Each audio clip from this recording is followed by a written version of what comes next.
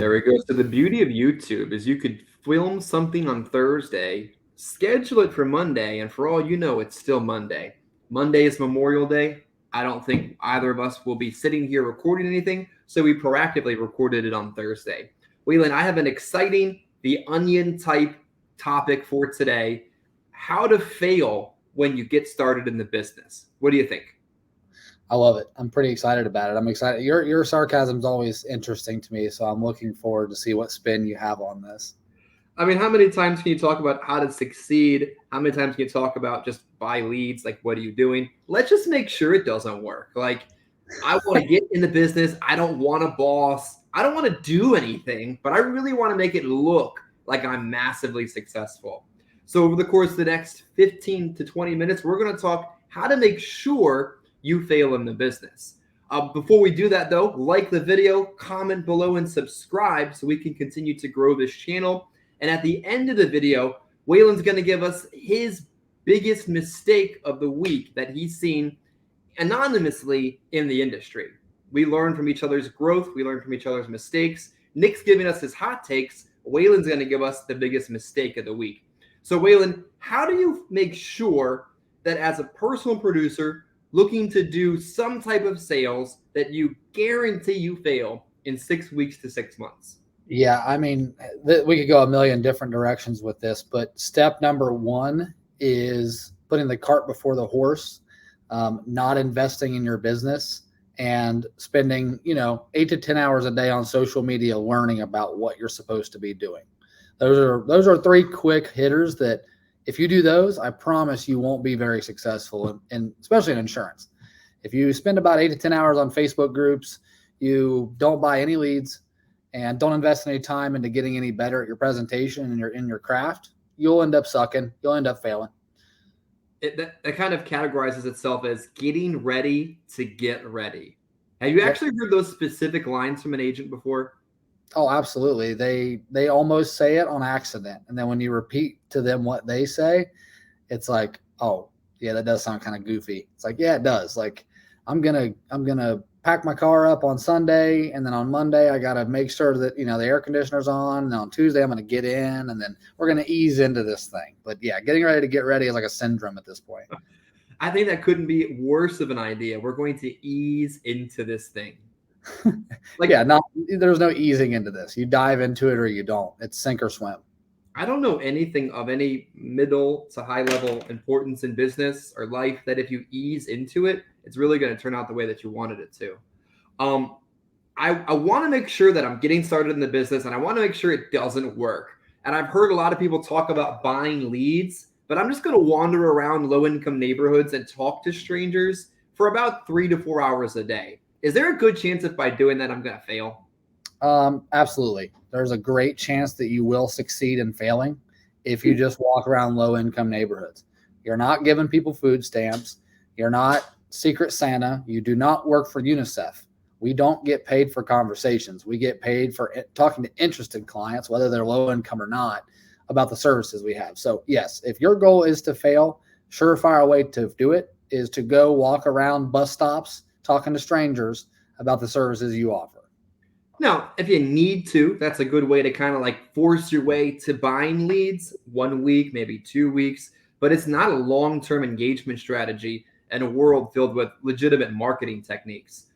I want to make sure that I fail, and I want to make sure that I like really, really mess this up. So I'm thinking, Waylon, I need to be contracted with way more companies than you sent me. Like, why haven't you sent me Pretend Union Life? Why haven't you sent me Red, White, and Blue insurance company? Why haven't you sent me Australian Catholic Federation? Like, I don't have these companies. I can't get started yet until you send me New Zealand Life.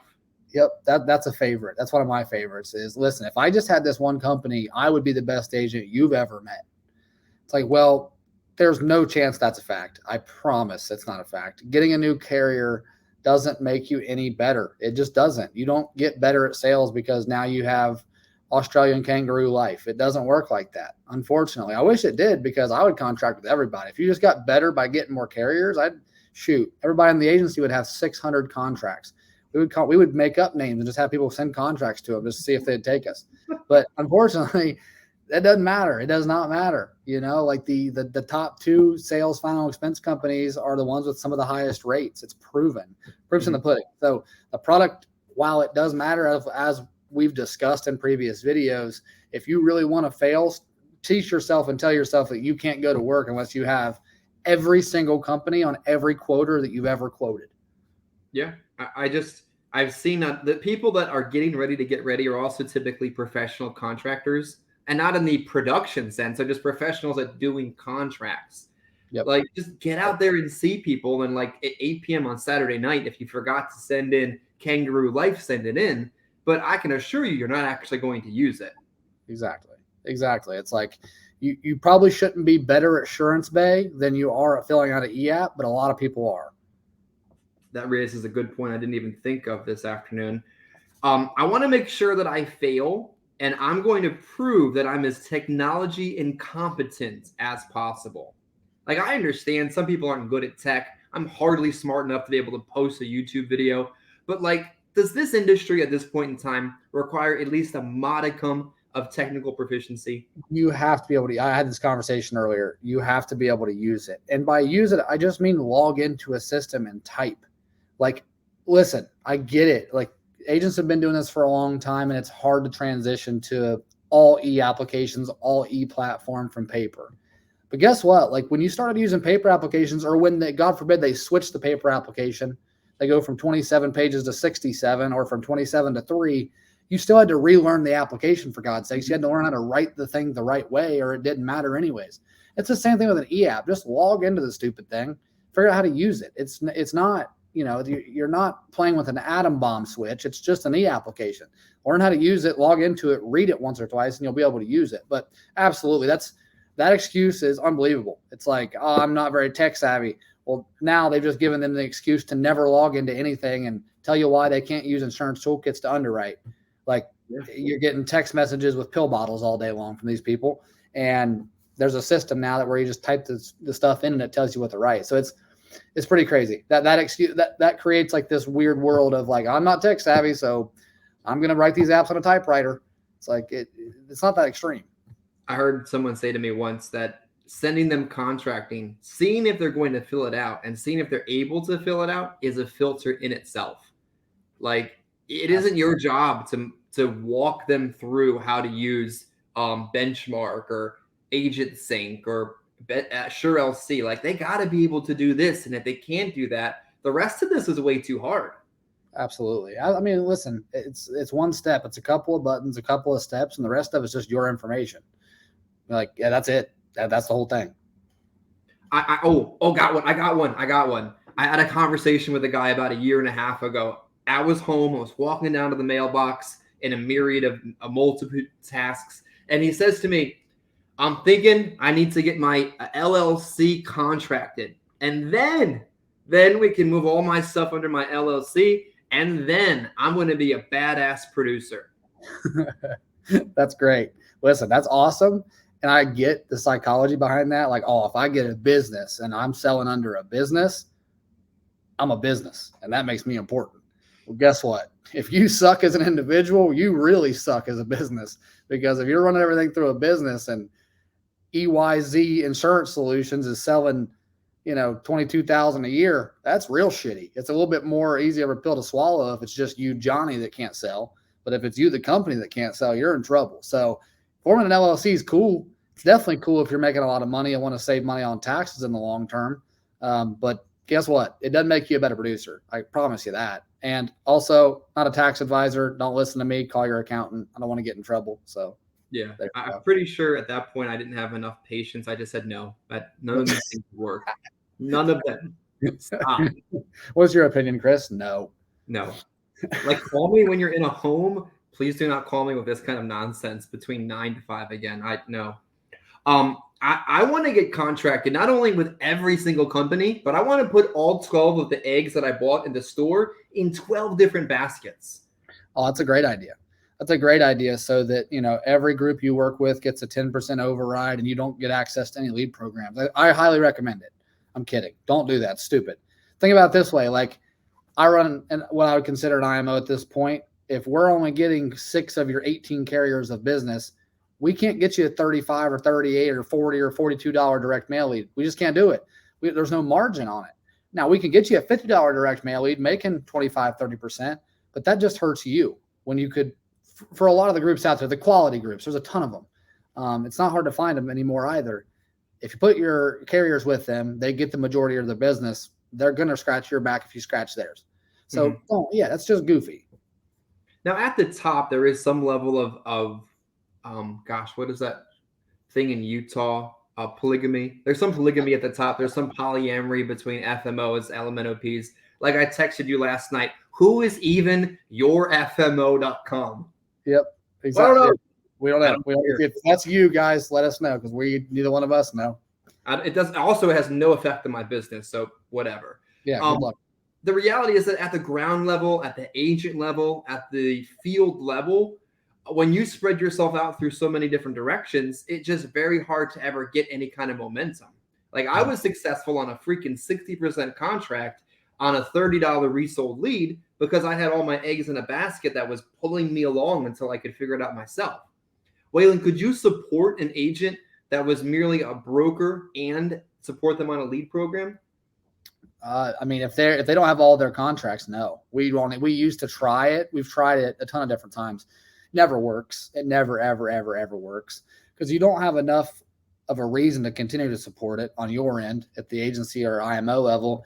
And the agent doesn't feel beholden to you on the lead program. They just feel as if they're getting kind of a fringe benefit with you. You don't want a friends with benefits agent. I can tell you that. Whether you're thinking what you're thinking, I'm not talking about that. I'm talking about an agent that has one carrier with you because you gave them a high comp and then wants to get leads from you. It just doesn't work.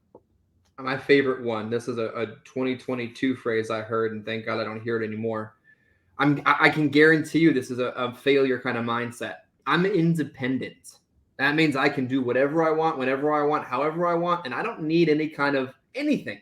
Now, that is in some senses true, but the whole word independent is not a reflection of a lack of support in the industry. It just means you're not beholden to one carrier. Yeah, exactly. So I'll look, full transparency. I was that guy. I'm independent. You can't tell me nothing. I'm going to do whatever I want. But guess what? At the end of the day, I was independent. However, I did have a lot of benefits that I had access to because I had my contracts in one place before we started growing the agency and going that route. And that also was important because we chose to put our contracts when we started building the agency in a place that could provide those different resources and things we didn't have the capital to build or have in-house. So even though you're independent, even though you might think you're Superman, you're only Superman because of the support that you get from the group you work with. I had a set cost lead program that worked. Very simple. Same vendor that we even use today, back in the day as an agent. So getting those different support systems, having access to those trainings, those types of things does matter. Whether you think independence means I'm doing it all myself or not, you're not. I can promise you that. There's other things behind the curtain that are going on that as an agent, you don't even know exist. Yeah, I was thinking it this way. Let me give you a parallel. You can be independent in this industry, and God bless you and full support if you choose to. But if I independently, without no map, no Google Maps, Apple Maps, or any map, tried to independently get from Maryland to Texas, I could probably get there, but I probably would get about as far as St. Louis and say, I don't know.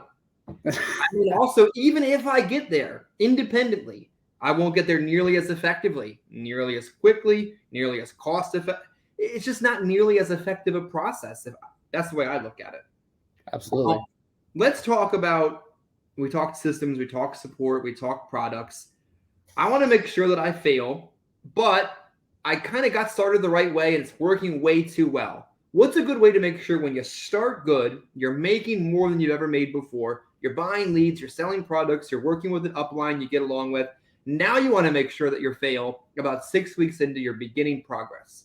Absolutely. I have the best advice ever. Things are going great. Your system's working. Your leads start coming back. You got a set flow every week.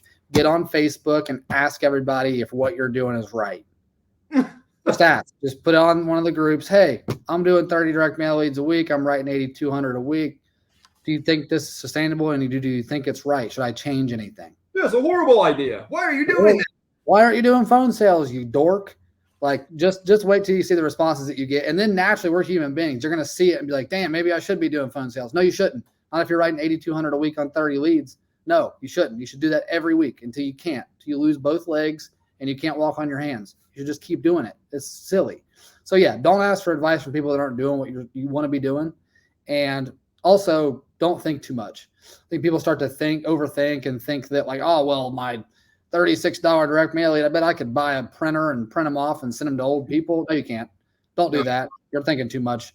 So don't think too much and stay off the form. If things are going well, stay off the forums and stuff on asking silly questions. Because at that point, you should be the person helping if you're doing that well. Yeah. With the last few minutes that we have this afternoon, give me your biggest anonymous, no names, no nothing. Hopefully no one's offended. Biggest mistake you've witnessed this week and what someone might be able to learn from it. Okay, so you want me to just biggest mistake in general, agency-wise, agent-wise? Agent or agency, ground level, mid-level, whichever. Okay, perfect. Biggest mistake in the business I've seen. I think the biggest mistake I've seen over the last 3 months, because we've done this, is large agencies refusing to diversify. I still set it up at night sometimes thinking like, why are some of these massive FMOs and things that obviously are phenomenal at marketing, phenomenal at recruiting, have great sales tactics and teams, why aren't they diversifying? Meaning we sell a gazillion dollars a year in life insurance, $50 million a year in life insurance, 70 million, whatever. And we sold 3 Medicare apps last year, or vice versa. We sold 78,000 Medicare apps last year and we sold $37 in life premium. It just baffles me. I'm not going to say names or anything, but it's baffling to me when you've already got that massive footprint to not diversify. When right now the market it's just ready. It's ready to go. It's ripe for diversification. Good point. I'm going to give a little ground level insight on that, at least my opinion. You're a personal producer. Let's just say life sales, what I can speak most of authority on. You have between $10,000 and $20,000 in the bank, which means you probably have your emergency savings. You've probably got leads on well under control. You're purchasing leads on a regular basis without any form of interruption. You've got a good understanding of 2 or 3 carriers and a good relationship with your leadership team. You have what it needs to diversify at this point. You got enough savings. You got enough control over the system. You got enough carriers to run with. For the love of whatever you believe in, pick up one big name brand Medicare carrier and start asking the question. You won't be able to help everybody. You won't be able to sell everybody, but you'll pick up enough low-hanging fruit and enough understanding of the process to be able to diversify slowly in your personal business. Exactly right. And that's a perfect perspective. I mean, that's what matters the most is the agent level perspective of that. I just watch it happen because these FMOs and these IMOs have control over the actions of so many. But it really starts with you. That's the beauty of being independent, the good part of it. Like, look, if you want to add this stuff to your business, do it. There's nothing stopping you. Yeah, and I think a good organization at this point in the industry with $40 freaking direct mail at the least has to be able to teach their agent a basic level of diversification, be it cancer, critical illness, Medicare, annuity. Like if they've gotten the basics figured out and they're in front of the same person anyway, got to get one extra question up there while you're at the plate. Exactly. Alrighty, appreciate everybody watching today. The biggest mistake segment, which is pretty insightful in my opinion. Make sure that you like the video, comment below, and subscribe so we can continue to keep bringing this content to you on a weekly basis.